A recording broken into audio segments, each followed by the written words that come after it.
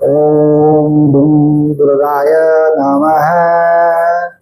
नमस्कार बहनों और भाइयों, मैं आपका अपना आचार्य तोषण आज फिर आपके सामने। और आज मैं एक और अच्छे महत्वपूर्ण विषय पर बात करूंगा। और इससे पहले मैंने मंगल दोष एक भ्रम, गुण मिलान पद्धति एक भ्रम वीडियो बनाया था। आप लोगों ने देखा और आप लोगों को साथ मिला, मुझे अच्छा लग रहा है।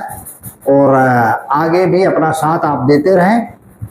और अगर जिन लोगों ने नहीं देखा है वो दोनों वीडियो आप जाकर के देखें, मेरे चैनल को सब्सक्राइब करें, वीडियो को शेयर भी करें, लाइक भी करें। इसमें आपका सहयोग रहेगा तो मैं अच्छा चीजें आपके सामने लाऊंगा। और आज भी जो मैं जिस विषय पर बात कर रहा हूं वो बहुत महत्वपूर्ण बात है। देखिए, मैं आज बात कर रहा हूं कुंडली में कैसे पता चले कि कोई व्यक्ति, चाहे वह लड़का है, लड़की है, औरत है, आपराधिक प्रवृत्ति के हैं, वो कुछ ऐसा कर सकते हैं जिसके कारण किसी व्यक्ति की जान जा सकती है, या समाज के अंदर ऐसा काम कर सकते हैं जिससे पूरे समाज को समस्या हो जाए। अब वो कैसे? जैसे देखिए, आप देख रहे हैं आजकल क्या हो रहा है, शादी विवाह हो रहे हैं और कुछ दिन बाद ही पता चल रहा है कि लड़की ने लड़के को खत्म करवा दिया या लड़के ने लड़की को खत्म करवा दिया। कोई कहीं से फेंक दिया जाता है, कोई मार काट करके कहीं पर गाड़ दिया जाता है, किसी के साथ कुछ हो रहा है।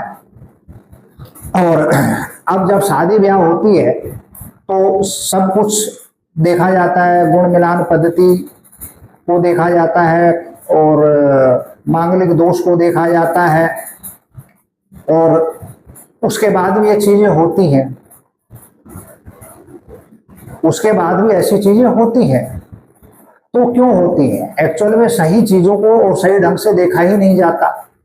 मैंने स्पष्ट रूप से जो है मांगलिक दोष एक भ्रम जो वीडियो बनाया था उसमें बताया था कि मांगलिक दोष सब पर लागू नहीं है, उसका अलग तरीका, अलग चीजें हैं।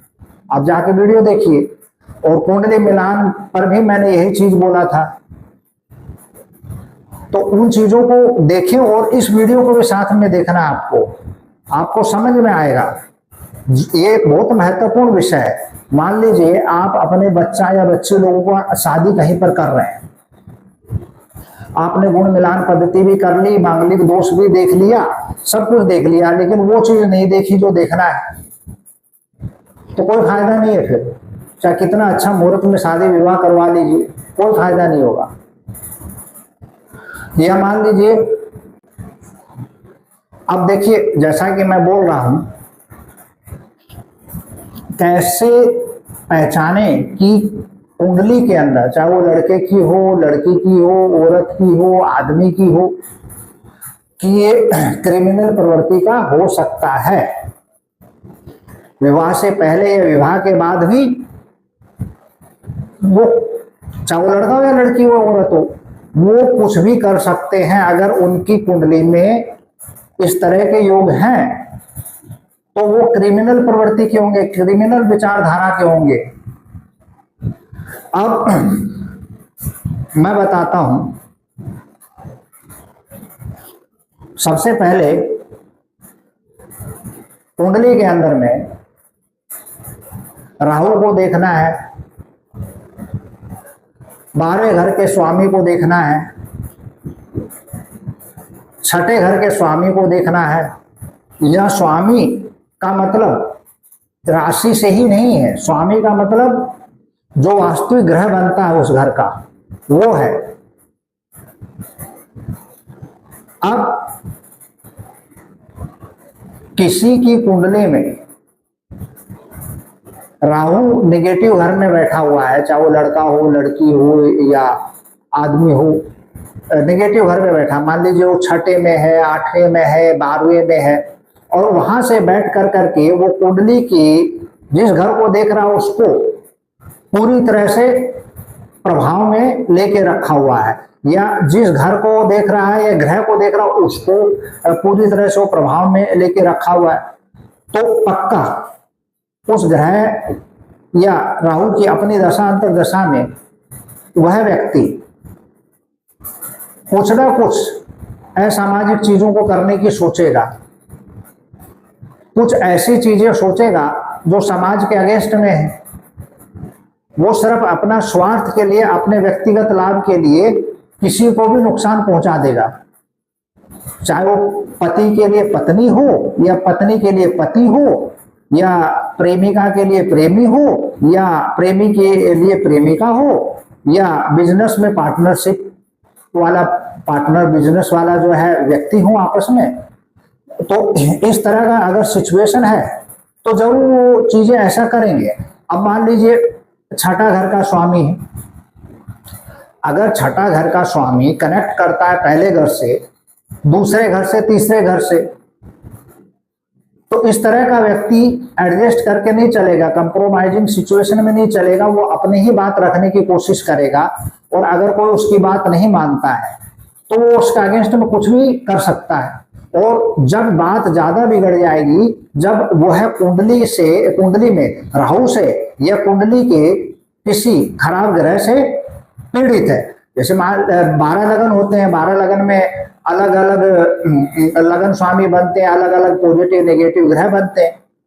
लेकिन अगर छठा घर का स्वामी, जैसा कि मैंने बताया, पहले घर से दूसरे घर से तीसरे घर से कनेक्शन में है और वो कुंडली के नेगेटिव ग्रह से, राहु से या राहु छठा या आठवां घर के स्वामी से खुद ही पीड़ित है वो, तो वो किसी की बात सुनेगा नहीं।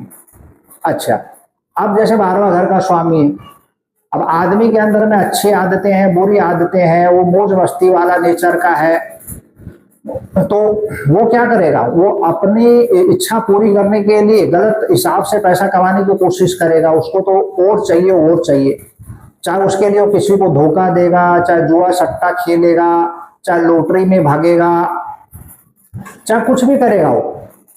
तो अगर 12वां घर का स्वामी का प्रभाव कुंडली में पहले घर से है, तीसरे घर से है या दूसरे घर से है या छठे घर से है, तो इस तरह का व्यक्ति, चाहे वो लड़का हो या लड़की हो, औरत हो, क्रिमिनल टेंडेंसी का होता है।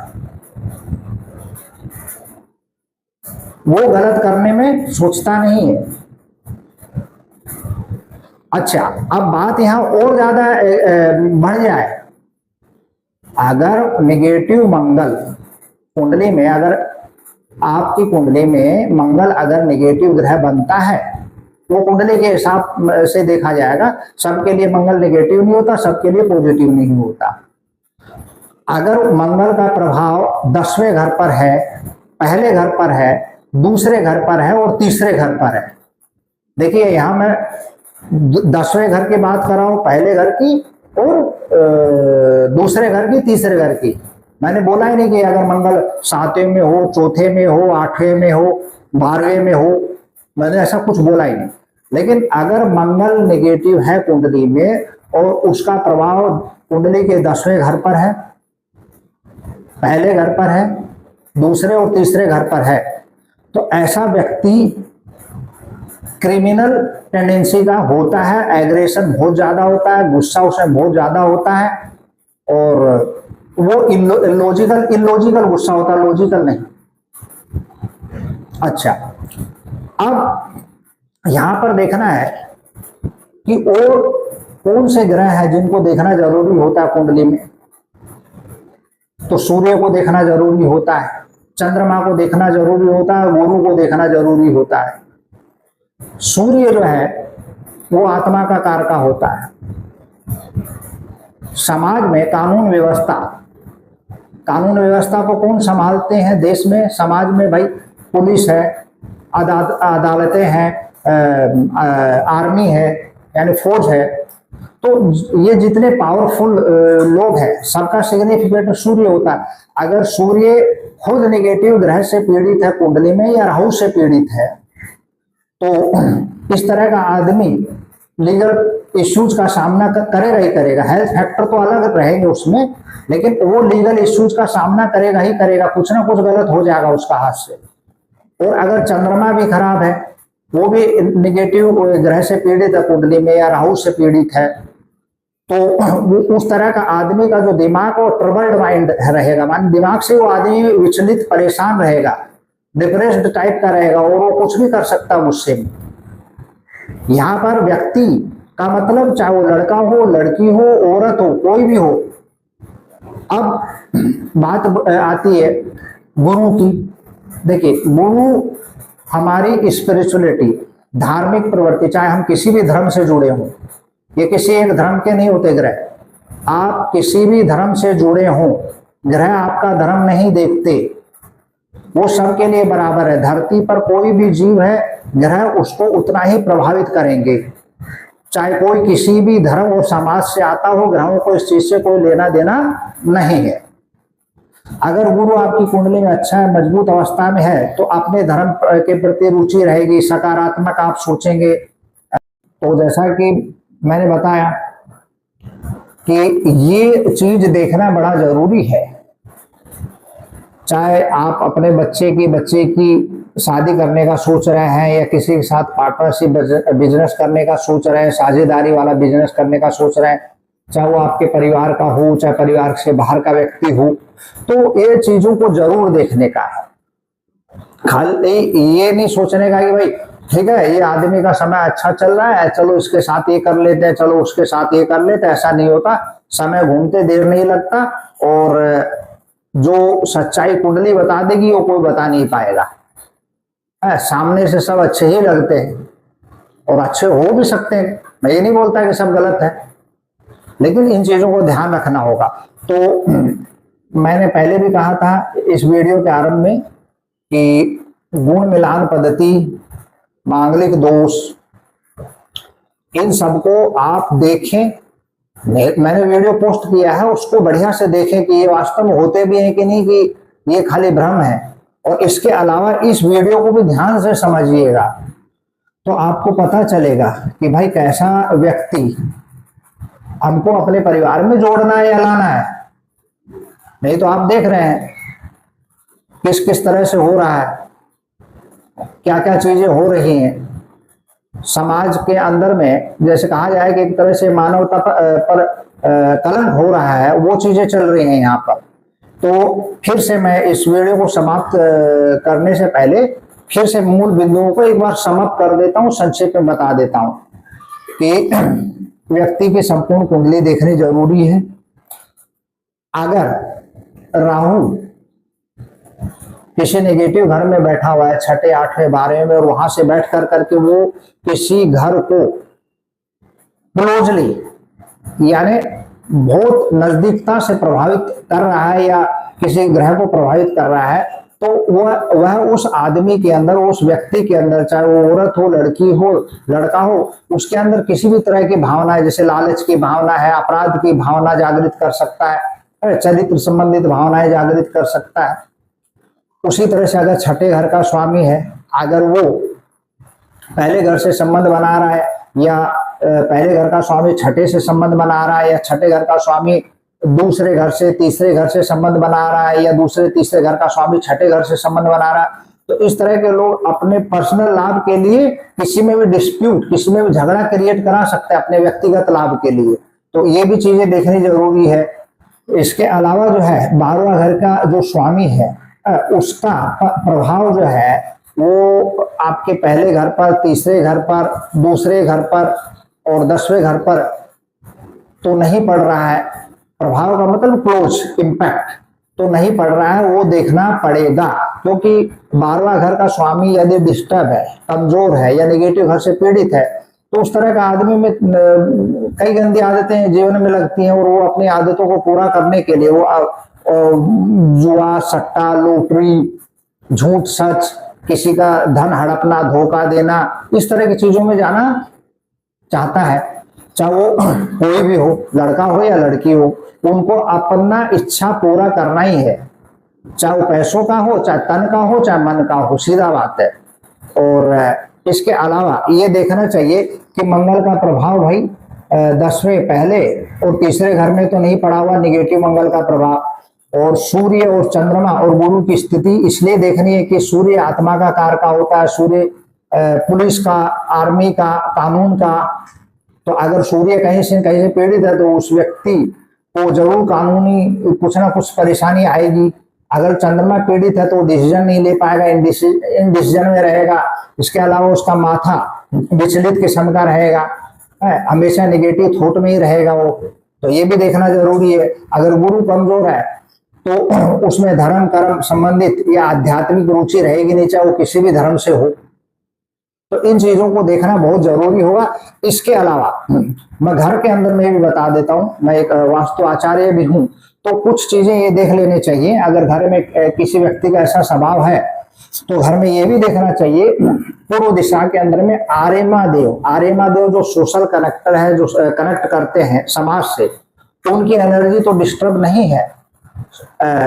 सिखी देव जो जिनके कारण जो है उस घर में रहने वाले लोगों के माथे में, दिमाग में अच्छी सोच आती है, कार्यात्मक शुभ सोच आती है, और वो अपने आइडिया, अपनी सोच के कारण समाज में आगे बढ़ते हैं। कहीं वो पद तो डिस्टर्ब नहीं, अगर वो होगा तो अच्छी सोच आएगी नहीं, हमेशा नेगेटिव सोच में रहेंगे, वो डिसीजन गलत लेंगे। वो डिसीजन गलत लेंगे तो घर के लिए भी गलत होगा, खुद के लिए भी, समाज के लिए भी। इसके अलावा सूर्य का पद जो कि पूर्व दिशा में है, कहीं वो तो डिस्टर्ब नहीं है घर के अंदर में, उसको भी देखना पड़ेगा। अगर वो डिस्टर्ब है तो कानूनी प्रपंच में आदमी पढ़ सकता है, परिवार पढ़ सकता है। अगर घर का साउथ वेस्ट हिस्सा खराब है तो उस घर में रहने वाले आपस में ही लोगों का संबंध एक दूसरे से ठीक नहीं होगा, बाहर वालों से तो बिगड़ेगा ही। तो बहुत कुछ देखना चाहिए। तो चलिए, अब इस वीडियो को ज्यादा से ज्यादा आपको देखना है, शेयर करना है और अपना साथ बनाए रखना है।